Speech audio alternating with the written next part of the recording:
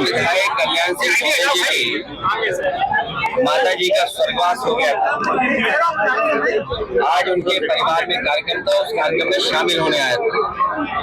इस दुख की घड़ी में और जो कार्यक्रम माता जी के ना रहने पर संपन्न हो रहा है, उस कार्यक्रम में मैं शामिल होने आया था। ये कन्नौज क्षेत्र और इनका गांव और आसपास का क्षेत्र हम लोगों के लिए नया नहीं है।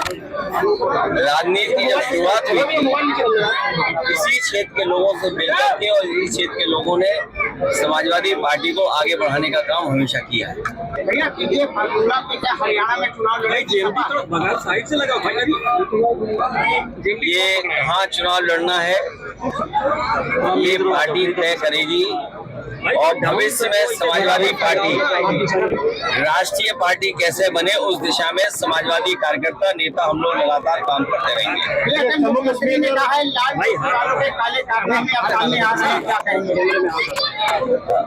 देखिए, कभी कभी लोगों को सदमा लगता है। आप सब लोग जानते हो, जब सदमा लग जाता है तो कुछ कुछ लोग बोलते हैं, और कभी किसी के चोट लग जाए तो कुछ और बोलते हैं। जो लाल रंग है उसको समझना पड़ेगा। ये लाल रंग क्रांति का है, लाल रंग हमारे इमोशंस का है, ये लाल रंग मेल मिलाप का है। ये कार्यक्रमों का हमारे जब बहुत पारिवारिक कार्यक्रम होते हैं उसमें सबसे ज्यादा रंग अगर कोई दिखाई देता है तो लाल रंग दिखाई देता है। हम जब खुश होते हैं तो आप देखते होंगे हमारे चेहरे लाल हो जाते हैं, दुखी हो तो हमारे चेहरे लाल हो जाते हैं। ये लाल रंग इमोशन का है। हमारे मुख्यमंत्री जी इमोशन नहीं समझ सकते हैं। और देखो, हमारे यहाँ तो बाल बाल भी हैं सर पे, तो कम से कम ये टोपी उन लोगों के भी काम आ सकती जिनके बाल ना हो, गंजे जो लोग। और जो काले रंग की टोपी पहनते हैं उनका तो काले ही सब कुछ काला होगा, इसलिए काले पे बहस नहीं कर रहे हम।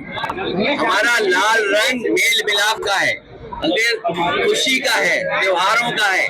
हमारी देवियों के जितने कार्यक्रम संपन्न होते हैं, दुर्गा माँ का लाल रंग, हमारे पारिवारिक कार्यक्रम होते हैं, लाल रंग सबसे ज्यादा इस्तेमाल होता है। आखिरकार नाराजगी क्या है?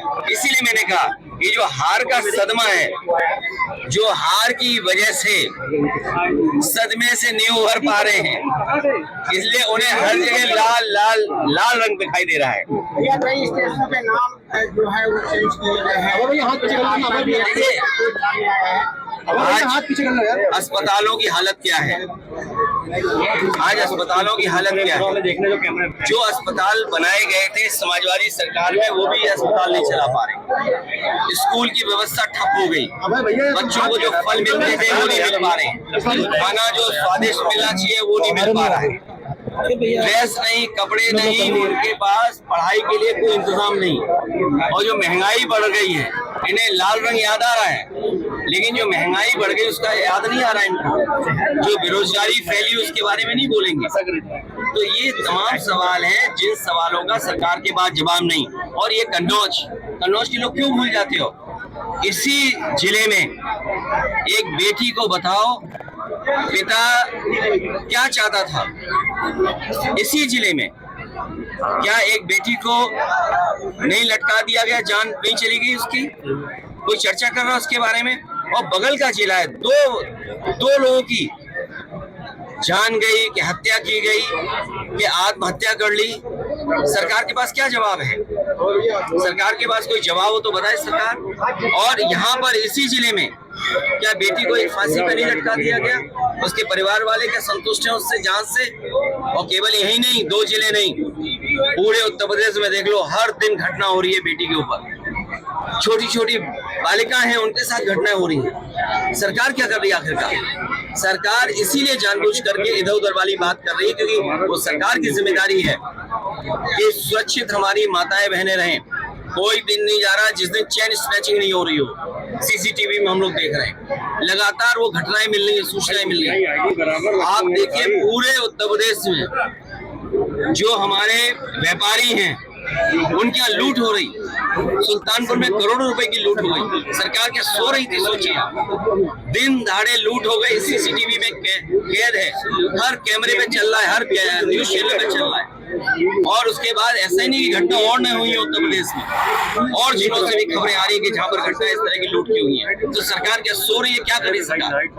हिमाचल प्रदेश अयोध्या में सर्किट रेट से जमीन बनाने का प्रस्ताव आया। देखिए, गरीबों से जब जमीन ले ली गई, जब गरीब ये मांग कर रहा था कि वहां पर सर्किट रेट बढ़ा करके 4 गुना और 6 गुना मुआवजा दिया जाए, तो सरकार ने वहां का ना सर्किट रेट बढ़ाया, ना किसानों को मुआवजा देने के लिए वो इंतजाम नहीं किया। और जो बड़े लोगों ने, कारोबारियों ने, वो खासकर बीजेपी के लोगों ने जमीन ले ली, बीजेपी के लोगों को मुनाफा मिले, वो ज्यादा पैसा कमाएं। गरीब जो जानकार नहीं था, उसको जानकारी नहीं थी, वो सस्ते में जमीन बेच गया, सस्ते में ले ली। और अब जब जमीनें बीजेपी के लोगों के पास पहुंच गई, बड़े कारोबारियों के पास जमीन पहुंच गई, तो सर्किट रेट बढ़ाया जा रहा है जिससे उन्हें मुनाफा ज्यादा हो। हम लोगों की ये मांग थी कि किसानों से जमीन ली जाए तो सर्किट रेट बढ़ा करके ली जाए, तब सरकार ने सर्किट रेट नहीं बढ़ाया। गरीब हमारा किसान वो समझ नहीं पाया, उसकी जमीन जब बीजेपी वालों ने दूसरों को बिकवा दी, खुद खरीद ली, उसके बाद उनको मुनाफा पहुंचाने के लिए सर्किट रेट बढ़ाया जा रहा है। ये हिमाचल जनगणना के लिए मना कर रहे हैं। मैं इसमें कुछ नहीं कहूँगा। भैया हिमाचल प्रदेश में इसमें बीजेपी के लोग अपनी, और याद रखना, बीजेपी वाले कई बार रणनीति अपनाते हैं